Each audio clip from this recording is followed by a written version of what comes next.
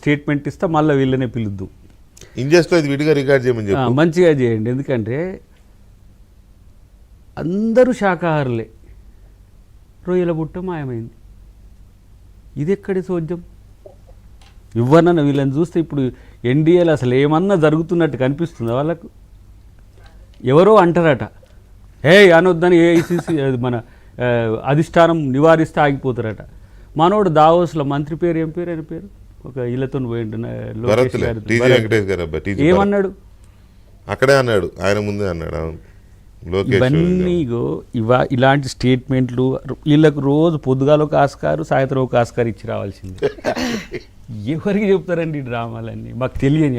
ఇప్పుడు సోదరు ఒక మాట అన్నది, ఇప్పుడు మా విధానం ఆర్ఎస్ఎస్ విధానం మేము ఇంతే, ఏది మేము పాలసీ ఇట్లా ఉంటాం.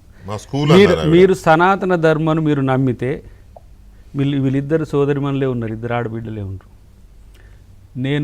నేను పట్టించుకోను. ఎందుకంటే సనాతన ధర్మలో సతి ఉంది, సనాతన ధర్మలో జోగిని ఉంది, సనాతన ధర్మలో ఏంది బాల్య వివాహాలు ఉన్నాయి, సనాతన ధర్మలో అంటరానితనం ఉంది, సనాతన ధర్మలో వివక్ష ఉంది.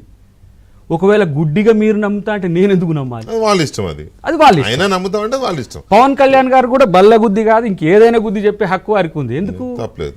Freedom of expression. నేను డిసెంట్ చేయొచ్చు, మీకు చూస్తుంటే ఇట్లా అనిపించవచ్చు, అంతా బాగుందని అనిపించవచ్చు. ఇలా ఒక వీడియో నేను చేసి ఆంధ్రప్రదేశ్ రాజకీయాల విషయంలో నేను మాట్లాడుతున్నా అంటే ఏం పని లేకనా? మాకు ఇంకా వేరే పని ఏం లేదు కదా, డిబేట్ పెట్టాలి కాదు, పని లేక మాట్లాడతాం. అది మీది క్రాస్ చెక్ చేసుకోండి, మీరు ముగ్గురు పార్టీలు.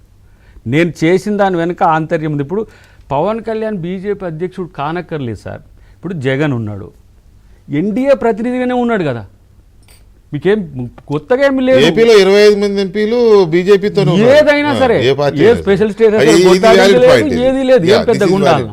ఇప్పుడు నేను అంటున్నా, నాకాయ వచ్చిన కేజ్రీవాల్ని ఎలక్షన్ల ముందు అరెస్ట్ చేసి నువ్వు కాంగ్రెస్తో పోతే నీ సంగతి చూస్తా అని ఎలక్షన్ల ముందు వదిలేస్తే,